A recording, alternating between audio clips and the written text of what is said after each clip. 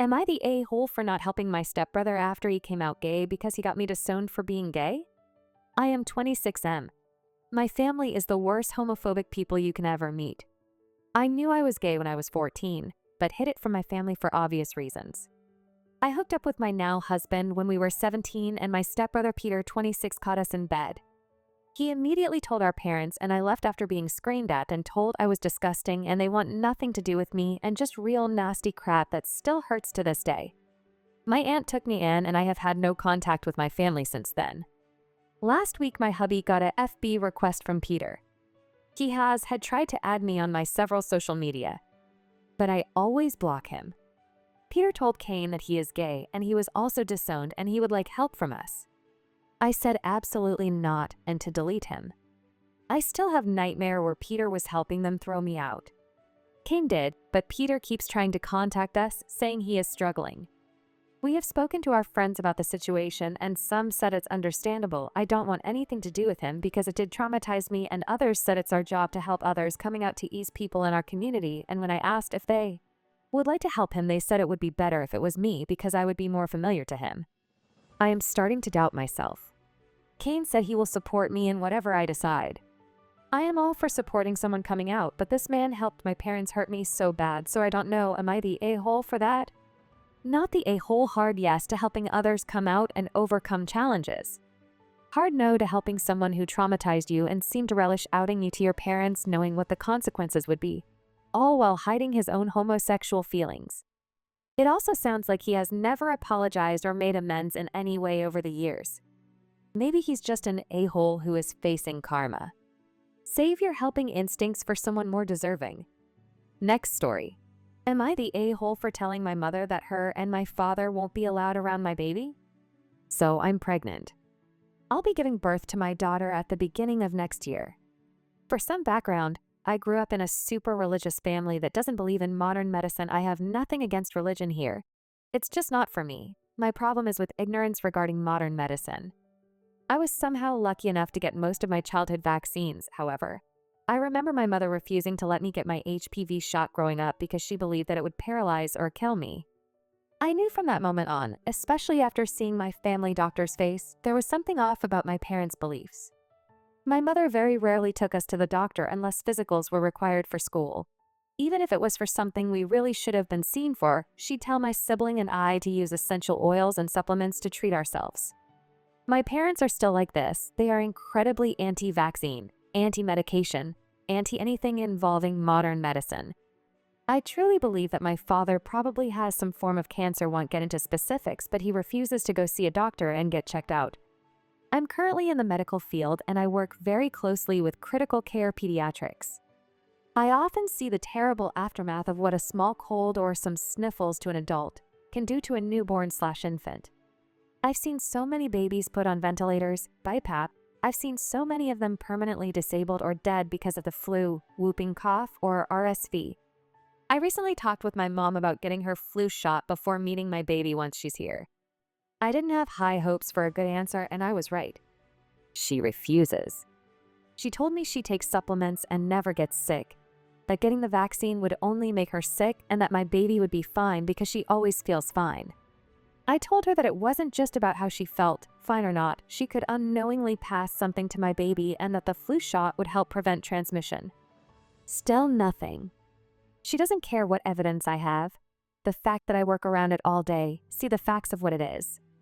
She believes that Facebook medicine and her supplements are what hold truth.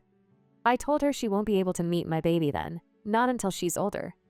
And of course now she's playing victim, telling me I'm cruel, that the baby is going to grow up to resent me. I feel a tad guilty, but can't help but feel even more worried about what could happen to my daughter if I don't hold true to what I believe. Am I the a-hole? Stick to your guns on this. Babies are hospitalized and die all the time from whooping cough and RSV. Your parents are entitled to be ignorant. They are not entitled to your baby. No contact until baby has had their vaccines. Not the a-hole anti-vaxxers are scum. Next story. Am I the a-hole for not buying for or making my son share school supplies with his step and half siblings? I have one son who is 15. My ex and I broke up when he was 1, and my ex is now married to someone else and has 3 more children and 2 stepchildren. We split 50-50 custody and have always purchased things for each house instead of stuff that goes between houses. Only now my ex and his wife are financially struggling, and they are resentful because my son got all new things for school this year that I purchased, and they had to reuse old stuff for their other kids. At first, I was asked to donate supplies to them in order to show we're all one family, which we're not. We have a common family member, but I am not my ex's family and he is not mine. This would never be done if the shoe was on the other foot, and he was always especially possessive of things he bought for our son when our son was younger. When this failed, my ex decided our son should share what he has with the other kids, so my son decided to take none of it to his dad's house. He finishes homework at school and leaves his supplies in his locker for the next day. My ex told me I should not be okay with this. But I am. It's not my job to buy these other kids' supplies, and my son needs his own supplies. Why should I ask him to give away stuff he needs? I asked my ex, and he said more could be purchased. I told him that's as good as making me buy for his kids who are not mine, and I told him that will never happen.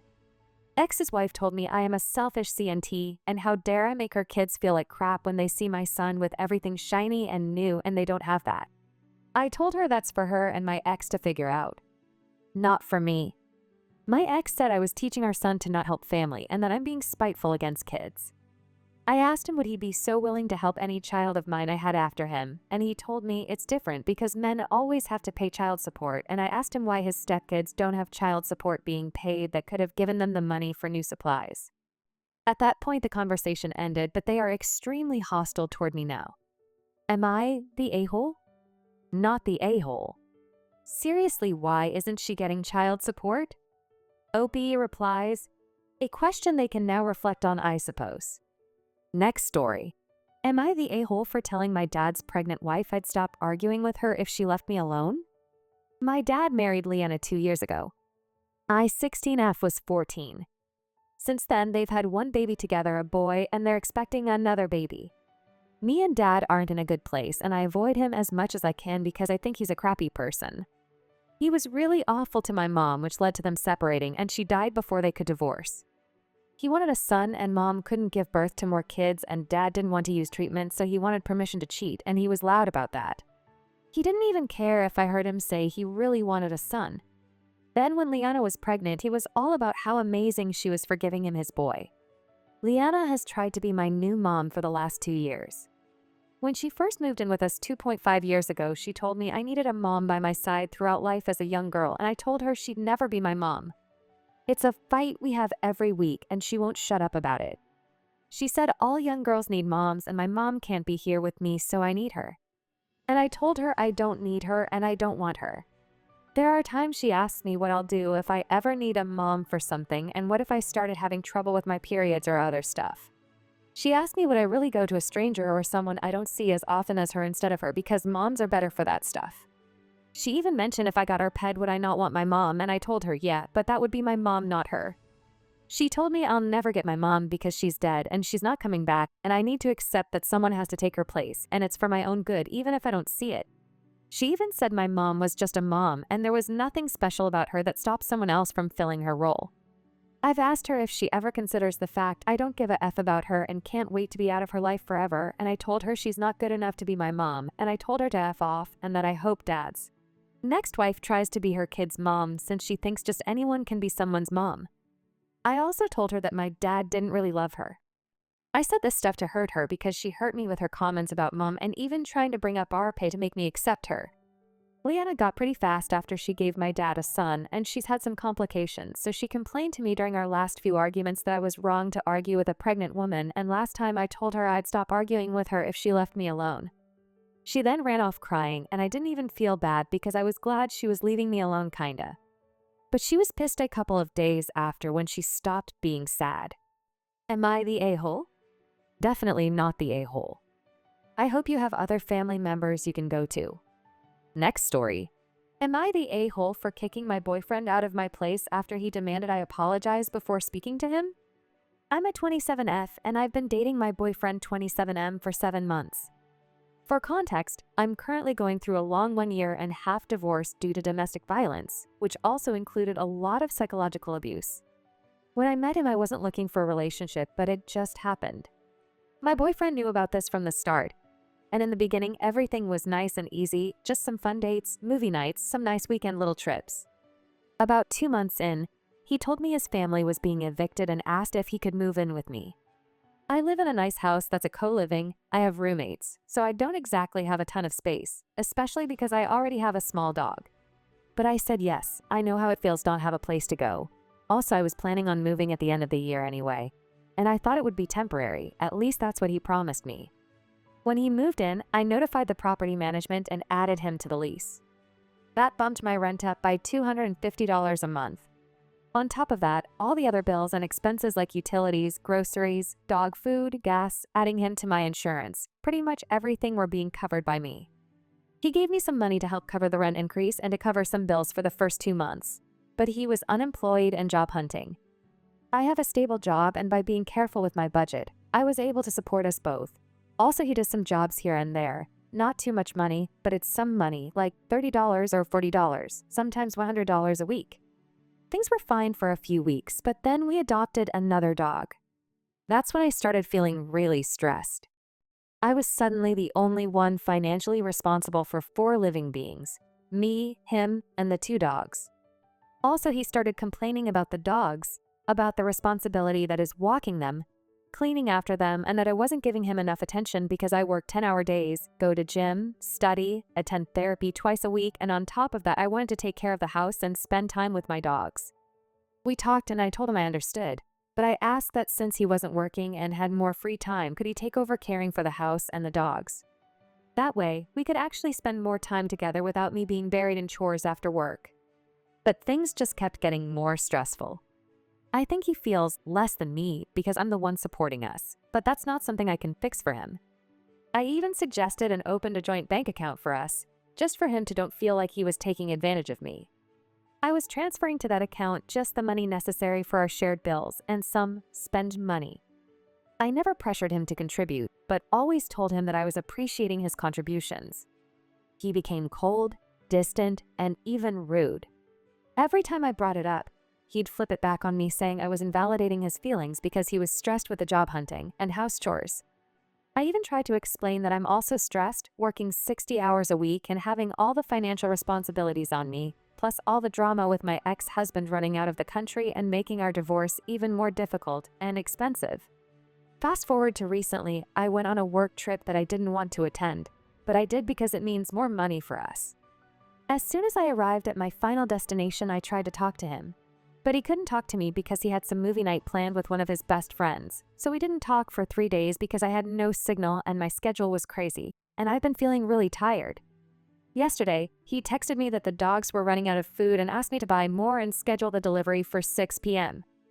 I did, but the vet changed their food and we had to switch them gradually to the new one.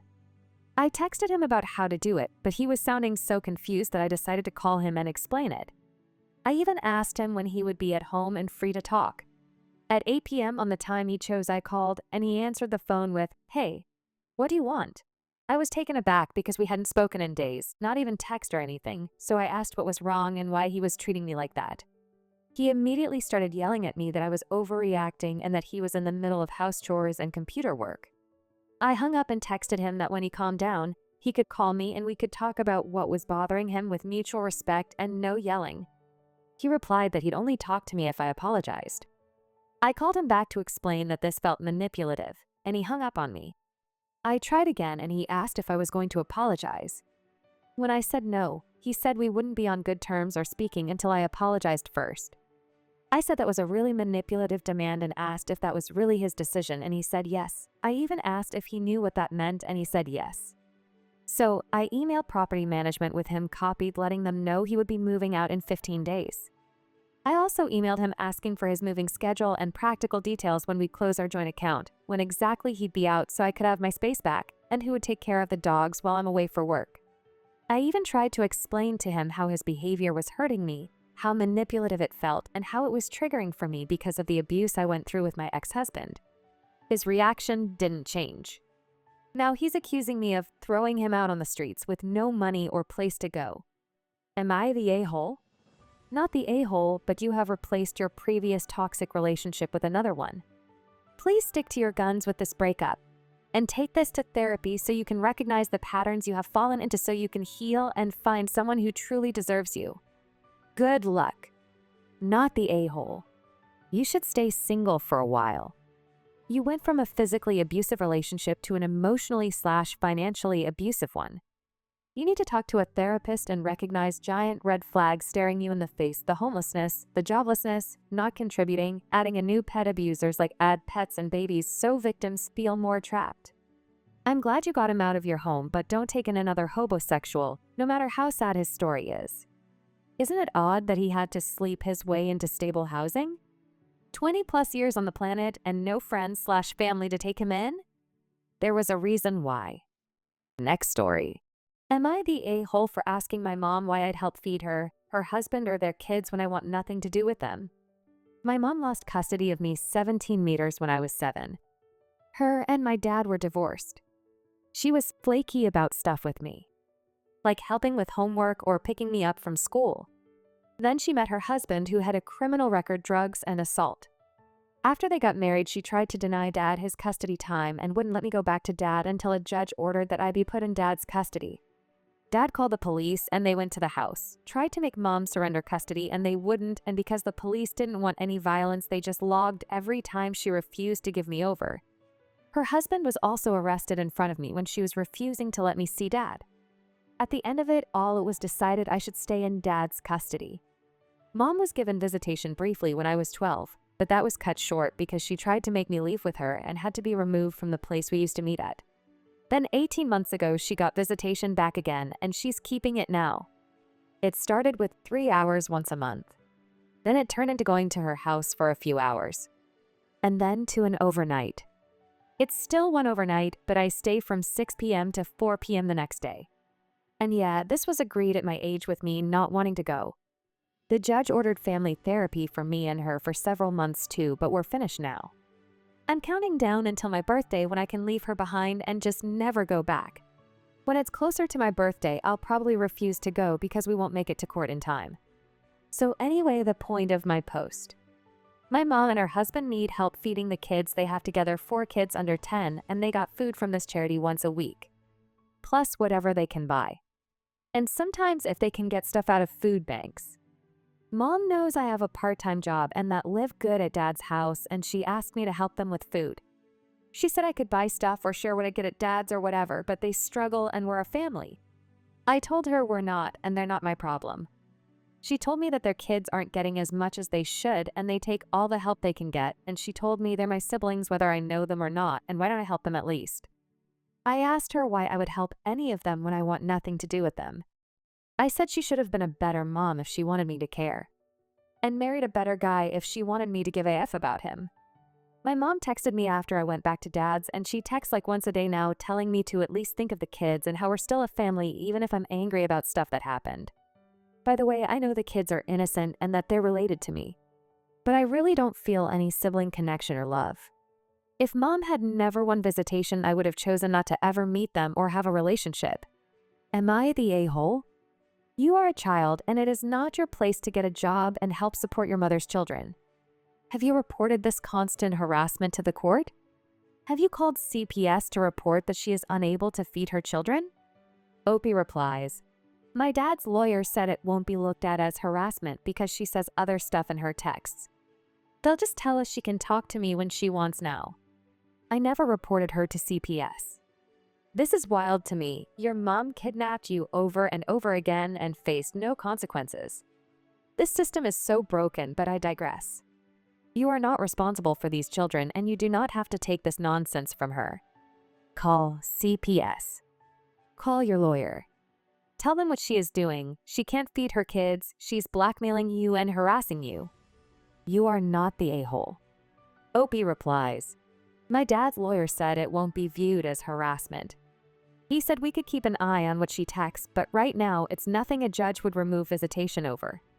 I hope you guys liked this video. If you did, make sure like, comment, share, and subscribe the channel. Our posts.